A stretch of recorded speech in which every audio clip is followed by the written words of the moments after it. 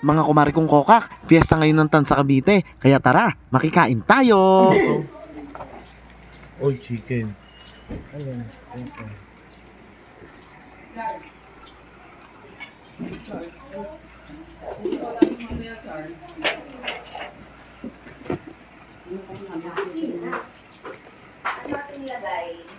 Kami pa nga lang ang unang kakain dito mga kumari kong kokak, pero si Mother Dragon, nagbabalot na! Nay. Sharon. Sharon niya.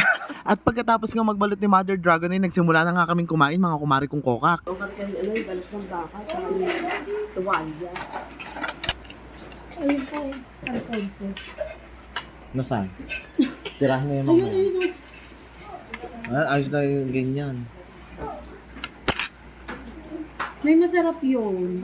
Hindi nakain ng baka yung sinanay. Yung ka ba, sa'yo pala nagmana si Tita May. Ay, kain na rin. Sige po. Ay, may kasi yun. Ay, kain na. Sige po. Lang naman eh, pwede na kumain. Pakpak.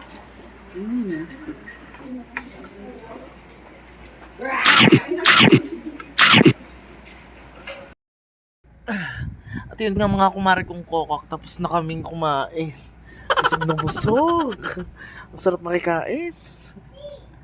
Nakakaantok, sobrang dami kong nakain mga kumari kong kokak. Ang sasarap ng pagkain nila. Sana laging piyesta, no? Araw-araw.